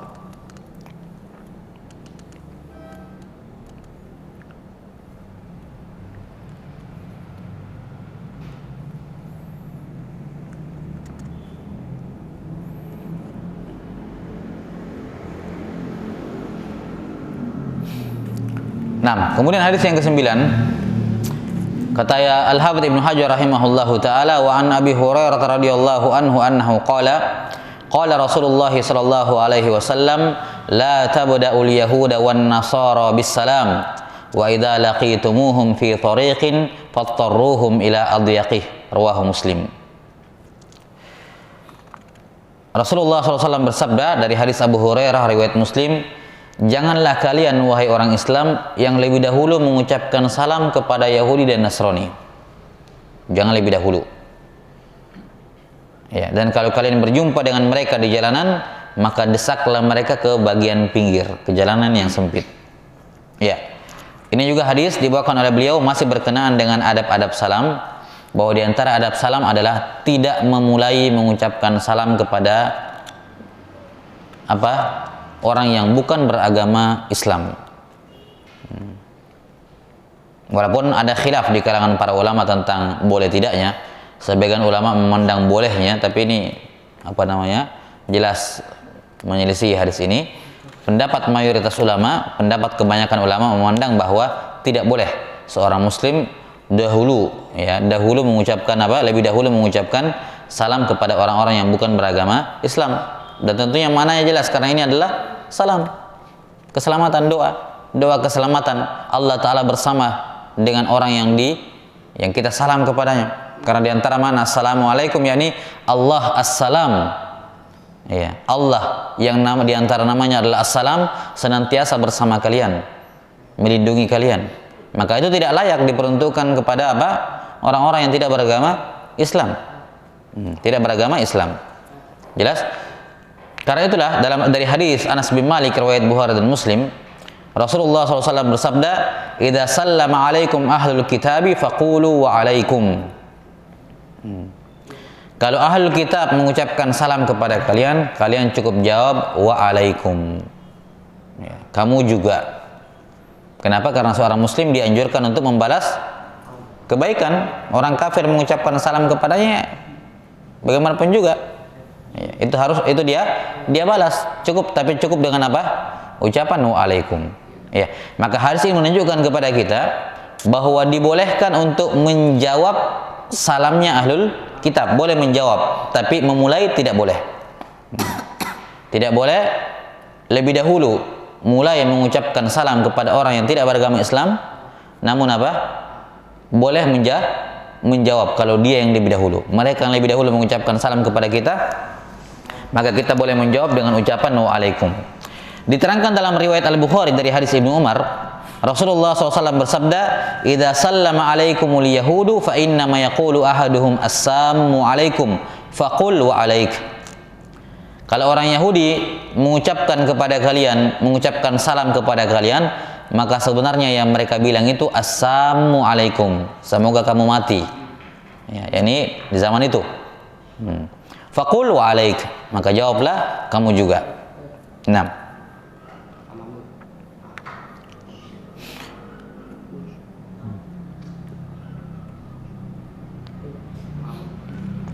taib. Kemudian, apakah boleh, ini masalah tambahan, apakah boleh kita lebih dahulu mengucapkan salam kepada orang-orang yang non-muslim, tapi bukan dengan salam assalamualaikum? Misalnya selamat pagi, ya selamat pagi, atau dalam bahasa Arab sobahul khair, ya misalnya, atau yang semacamnya. Yang nampak wallahu alam dibolehkan. Ya, yang nampak apa? Dibolehkan. Boleh memulai menyapa orang non-muslim dengan ucapan salam yang bukan salam syariat, assalamualaikum. Misalnya selamat pagi, ya, selamat sore, atau hal-hal yang salam-salam yang lain yang tidak yang bukan merupakan syiar agama seperti salam ini, assalamualaikum. Jelas sampai sini? Ya, maka kalau misalnya dia berbicara dengan orang yang dia tidak tahu ini muslim atau apa namanya, non-muslim, di mana biasanya di tempat-tempat seperti itu sangat rawan sekali, banyak orang-orang muslim, maka yang lebih berhati-hati dia mengucapkan selamat pagi misalnya. Jangan dia mengucapkan assalamualaikum kalau, ingat, kalau besar kemungkinan bisa jadi di sini dia ini bukan apa? Muslim. Jelas sampai sini? Itulah alasannya di zaman Nabi SAW itu orang-orang non-muslim, ya, perhatikan, orang-orang muslim, mereka orang-orang kafir dhimmi itu, orang-orang kafir dhimmi yang tinggal di negara Islam, itu mereka punya pakaian khas. Pakaian khas. Tidak boleh menyerupai pakaiannya orang Islam. Sebagaimana orang Islam tidak boleh menyerupai pakaiannya orang-orang Ahlul Kitab. Kenapa? Karena di masa itu mereka dibedakan dengan itu, ada penandanya. Apakah dari sisi tutup kepalanya, dari sisi pakaiannya, dari sisi macam-macam. Ya. Sehingga kalau kita lihat, oh ini orang berpakaian seperti ini, nah, ini bukan Islam, sudah tidak mengucapkan salam kepadanya. Kenapa? Karena zaman itu pakaian orang Islam jelas, pakaian kafir dhimmi juga jelas. Nah di zaman sekarang repot, orang Islam tapi pakai pakaian topi Natal misalnya. Ya, kita mau mengucapkan, masalahnya dia pakai topi Natal tapi jilbaban. Jilbab ini kita lihat jilbabnya orang Islam. Kita pakai topinya, lihat topi Natal, ya ini mau diucapkan salam bagaimana ini? Ya, kan, ya maksudnya ya tentu saja diucapkan salam karena jelas Islam. Cuman intinya di sini adalah seorang muslim tidak selayaknya apa? Menyerupai pakaian orang-orang Ahlul Kitab. Hendaknya ada penanda, ya, pembeda di antaranya sehingga apa? Seorang muslim tidak salah mengucapkan salam. Tapi intinya begini. Kalau tidak ada indikasi bahwa di sini ada orang non-muslim atau dia bukan orang non-muslim, maka asalnya dia orang Islam. Kalau memang di lingkungan yang sangat kecil kemungkinan kita ketemu dengan orang non-muslim di situ, maka hukum asalnya Islam. Ya, kalau salah ya salah, ya, tidak sengaja. Tapi kalau di lingkungan yang majemuk, ya, yang sangat besar kemungkinan kita bertemu dengan orang non-muslim di situ, lantas kita ketemu dengan dia, saya mengucapkan salam atau tidak, ya jangan sampai saya ucapkan salam dia ternyata bukan, ya maka apa yang dilakukan?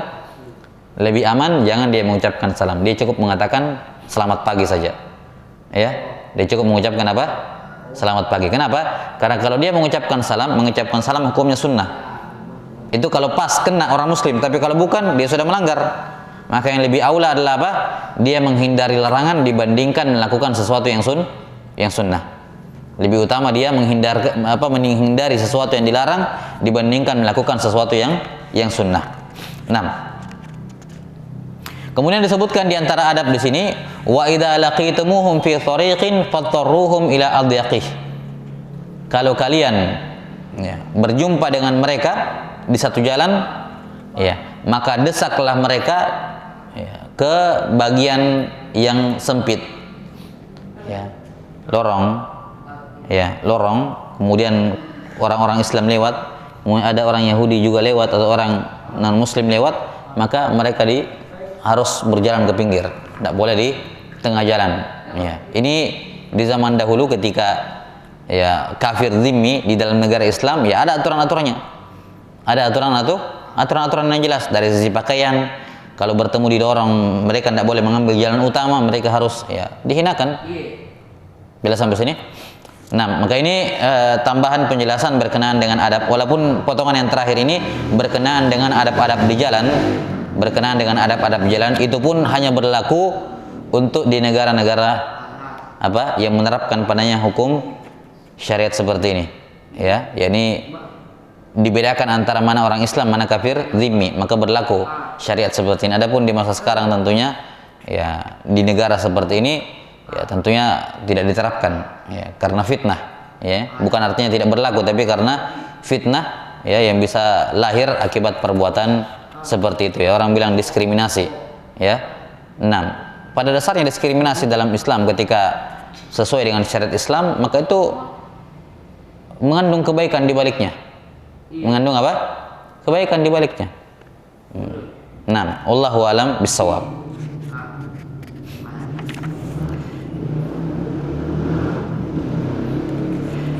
Kemudian hadis yang ke-10, wa anhu radhiyallahu anhu anin nabi sallallahu alaihi wasallam. Masih dari Abu Hurairah radhiyallahu an, riwayat Imam Al-Bukhari. Nabi sallallahu alaihi wasallam bersabda, "Idza atasa ahadukum falyaqul alhamdulillah wal yaqul lahu akhuhu yarhamkallah wa idza qala lahu yarhamkallah falyaqul yahdikumullahu wa yuslihu balakum." Akhrajahu Al-Bukhari. Taib, ini hadis dibawakan oleh beliau untuk menjelaskan adab-adab dalam mengucapkan salam. Adab-adab dalam bersin. Ya. Kata Nabi SAW, kalau seseorang bersin maka hendaknya dia membaca alhamdulillah. Ya. Wal yaqul lahu akhuhu yarhamkallah. Dan saudaranya yang mendengarkan dia membaca alhamdulillah, dia doakan yarhamkallah. Nah, kalau dia mendengarkan saudaranya mengucapkan yarhamkallah, maka dia balas kembali yahdikumullahu wa yuslihu balakum. Semoga Allah memberikan hidayah kepadamu dan memperbaiki keadaanmu. Nah, sudah berlalu penjelasan berkenaan dengan ini di hadis yang pertama tentang adab-adab salam. Ya, tentang adab-adab salam, adab-adab bersin ya. Pada hadis yang pertama, wa idza atasa fahamidallaha fashammithu. Kalau dia bersin lantas memuji Allah, maka tashmid dia. Tashmid yang dimaksud di sini adalah apa? Ucapan yarhamkallah. Ucapan yarhamkallah. Kemudian dibalas lagi oleh temannya, oleh orang yang bersin tadi, yahdikumullahu wa yuslihu balakum. Taib.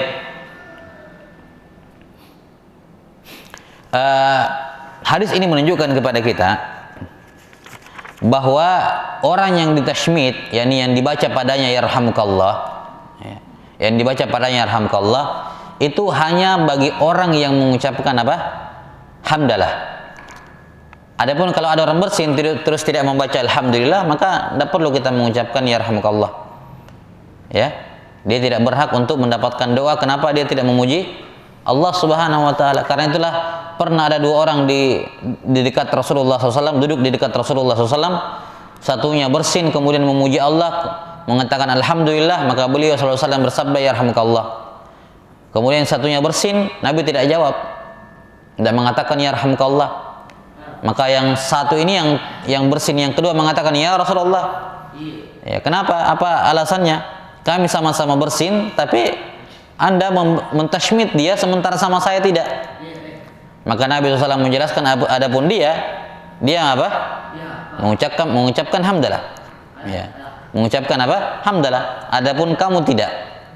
Maka ini menunjukkan bahwa ucapan yarhamkallah itu hanya diperuntukkan untuk orang yang mengucapkan alhamdulillah atau kita dengar. Jelas sampai sini? Kita dengar. Adapun kalau dia baca alhamdulillah tapi tidak ada yang dengar atau kita tidak dengar, ya maka tidak ada juga syariat untuk apa? Yarhamkallah. Misalnya dia bersin, kemudian dia membaca yarhamkallah tapi tidak ada suaranya, cuma mulutnya yang goyang. Ini kita nggak tahu. Ya, kecuali kalau kita lihat mulutnya, oh dia baca alhamdulillah, sudah. Walaupun kita tidak dengar, kita tahu dia baca, maka yang seperti ini kita tetap mentashmid, mengatakan yarhamkallah. Tapi kalau kita tidak tahu sama sekali, tidak dengar sama sekali dia mengucapkan alhamdulillah, maka tidak disyariatkan menjawab dengan yarhamkallah. Taib. Kemudian di sini juga ya, atau dalam hadis Abu Hurairah riwayat Abu Daud disebutkan, idza atasa ahadukum falyushammithu jalisuhu fa in zada ala salasin fa huwa mazkum wa la yushammit ba'da salis atau ba'da salas. Kata Nabi SAW dari hadis Abu Hurairah riwayat Abu Daud, kalau ada seseorang yang bersin, maka hendaknya teman duduknya mentashmid dia, mendoakan yarhamkallah. Kalau dia bersin lebih dari 3 kali, sudah lewat 3 kali, berarti sudah berapa? Sudah 4. Kalau selama 3 kali ya dijawab. Selama dia mengucapkan alhamdulillah, kita jawab apa? Yarhamkallah selama 3 kali. Ya. Kata Nabi SAW, kapan dia bersin sudah lebih dari 3 kali, fahuwa mazkum, ini orang sakit. Ya. Fala yushammit ba'da salas, maka jangan seorang menjawab salam atau menjawab orang yang bersin lebih dari 3 kali. Ya, ini seorang bersin, alhamdulillah, jawab yarhamkallah. Setelah itu bersin lagi, alhamdulillah, yarhamkallah. Setelah itu tidak lama bersin lagi, kita jawab, dia bilang alhamdulillah, kita bilang yarhamkallah. 3. Tidak lama bersin lagi, nah ini orang lagi sakit ini, ya, maka tidak perlu di tashmid lagi, tapi tinggal didoakan kesembuhan, ya, didoakan apa? Kesembuhan, syafakallah dan semacamnya. Karena ini orang lagi sakit. Taib, ini tambahan berkenaan dengan apa yang telah berlalu, dan hukum-hukum tentang tashmid ini sudah berlalu di hadis yang pertama sudah kita jelaskan. Wallahu taala alam bissawab.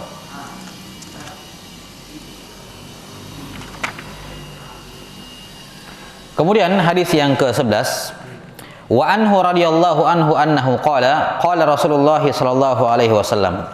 Masih dari Abu Hurairah radhiyallahu an, bahwa Rasulullah sallallahu alaihi wasallam bersabda, la yashrabanna ahadum minkum qa'ima, akhrajahu Muslim. Janganlah seseorang minum dalam keadaan berdiri, rawahu Muslim. Hadis dalam riwayat Muslim. Dalam riwayat Muslim ada tambahan atau ada kelengkapan riwayatnya, kelengkapan lafadznya yang berbunyi, man nasiya falyastaqi. Siapa yang lupa baca basmalah sebelum minum dan dia terlanjur minum, hendaknya dia muntahkan. Hendaknya dia muntahkan. Taib. Hadis ini dibawakan oleh Imam Al-Hafidz Ibnu Hajar rahimahullah dalam Babul Adab untuk menjelaskan mengenai adab-adab minum, dan selayaknya, seharusnya digabungkan dengan adab makan sebelumnya supaya lebih pas, karena kan makan dan minum hukumnya secara umum sama, cuma di sini beliau pisahkan.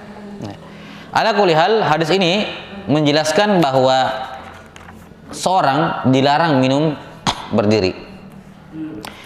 Dari hadis Abu Hurairah dalam riwayat Imam Ahmad disebutkan, ada seorang anna rajulan yashrabu qa'ima.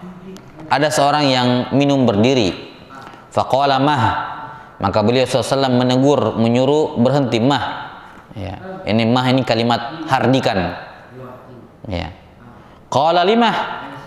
Kata sahabat ini, kenapa ya Rasulullah? Kenapa saya disuruh berhenti? Ya. Kenapa saya disuruh berhenti minum berdiri? Kata Nabi SAW, ayasurruka ayyashraba ma'akal hir? Apakah kamu suka kalau kamu minum bersama kucing? Qala la. Tidak, saya tidak suka satu gelas minum sama kucing atau baskom. Ya, saya minum di situ, kucing juga di situ. Saya tidak mau. Qala qad syariba ma'aka man huwa syarrun minhu asy-syaitan. Ya. Telah ikut minum bersamamu makhluk yang lebih jelek dibandingkan kucing, yaitu setan.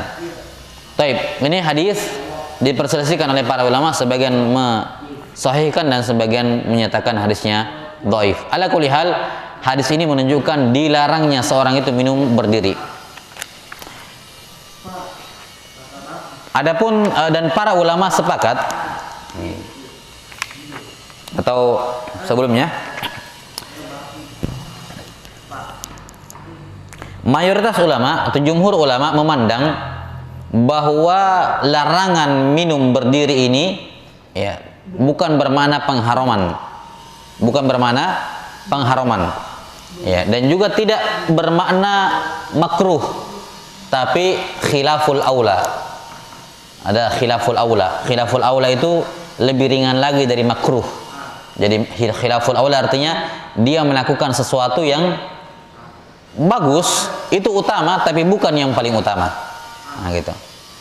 Beda dengan makruh. Kalau makruh kan apa? Dibenci. Walaupun tidak berdosa tapi dibenci, disuruh tinggalkan. Itu makruh. Tapi kalau khilaful aula, itu dia melakukan sesuatu yang baik, boleh, tapi ada yang lebih boleh dibandingkan itu. Ya. Maka dalam hal ini para ulama mengatakan bahwa minum berdiri hukumnya boleh, tidak ada masalah, namun yang lebih afdal adalah minum sambil duduk. Kenapa? Karena Nabi sallallahu alaihi wasallam sebagaimana dalam hadis Ibnu Abbas radhiyallahu anhuma, kata Ibnu Abbas, saqaitu Rasulullah sallallahu alaihi wasallam min Zamzam fasyariba wa huwa qaim. Saya memberikan minum air Zamzam kepada Rasulullah sallallahu alaihi wasallam, lantas beliau minum dalam keadaan berdiri. Beliau minum dalam keadaan berdiri. Ini dari hadis Ibnu Abbas riwayat Imam Muslim. Dalam riwayat Al-Bukhari, ya, dari riwayat Al-Bukhari bahwa Ali bin Abi Thalib radhiyallahu an minum berdiri. Setelah itu beliau berkata, "Ra'aitu Rasulullah sallallahu alaihi wasallam fa'ala kama ra'aitumuni fa'altu." Saya melihat Rasulullah SAW melakukan seperti yang kalian lihat saya lakukan, yakni minum sambil berdiri. Ya. Ini sudah dari dua orang sahabat. Kemudian dari sahabiah yang lain, kalau nggak salah Ummu Sulaim, ibunya Anas bin Malik radhiyallahu an, atau sahabiah yang lain, disebutkan oleh Imam Tirmidzi rahimahullah. Sudah berlalu juga dalam pembahasan Syama'il Muhammadiyah, bahwa Nabi SAW pernah masuk ke rumah sahabiah ini, kemudian beliau mendatangi kirbah. Kirbah itu tempat minum yang terbuat dari kulit, biasanya dari kulit hewan yang masih muda, sebagus. Ya, kenapa digantung? Kenapa digantung? Untuk didinginkan biar kena udara, ya. Mungkin ada pengaruh karena bahannya kulit sehingga airnya menjadi dingin, segar. Sengaja digantung. Maka Nabi SAW datang, kemudian mengambil kirbah tersebut, kemudian minum dari mulutnya, yakni mulut beliau menyentuh mulutnya kirbah itu, menyentuh sambil berdiri. Di sini menunjukkan bolehnya. Kenapa? Karena beliau SAW bisa saja ambil kemudian duduk, tapi beliau tidak lakukan. Beliau langsung minum dari kirbah yang mu'allaqah, minum dari kirbah yang masih sementara menggantung. Berarti beliau minum berdiri. Jelas? Nah, setelah itu sahabiah ini datang kemudian menggunting atau memotong mulut kirbah tadi untuk jadikan tabarruk, karena di situ ada liurnya Rasulullah SAW yang melekat. Baik. Ala kulli hal, hadis-hadis ini menunjukkan bolehnya makan dan minum sambil berdiri. Walaupun aulanya, lebih afdalnya tidak dilakukan. Ya, yang lebih afdal adalah duduk. Nah, adapun perintah dalam riwayat Muslim, siapa yang lupa baca basmalah atau tidak baca basmalah hendaknya dia muntahkan, maka semua ulama sepakat bahwa ini tidak berlaku, ini tidak diamalkan. Ya, tidak diamalkan. Jelas sampai sini? Ya, tidak diamalkan. Ini bukan suatu kewajiban. Kenapa? Karena Nabi SAW minum berdiri dan seterusnya. Dari banyak riwayat yang kita sebutkan tadi. Karena itulah kesimpulan dalam masalah adab minum dalam keadaan berdiri, hukumnya adalah boleh, mubah, ya, tidak makruh. Cuman kalau dia duduk itu lebih aula, lebih afdol. Nah, wallahu taala alam bisawab. Baik, saya kira cukup sampai sini dulu. Berikutnya masih ada adab-adab dua hadis tentang masalah sendal, adab-adab sendal, kemudian satu hadis berkenaan dengan adab berpakaian, kemudian dua hadis berkenaan dengan adab makan. Ini ada adab makan lagi di sini. Nah, setelah itu masuk ke bab yang kedua, bab tentang silaturahmi. Nah, wallahu taala alam bisawab. Naktafi. Subhanakallahumma bihamdik, asyhadu an la ilaha illa anta astaghfiruka wa atubu ilaik. Walhamdulillahirabbil alamin.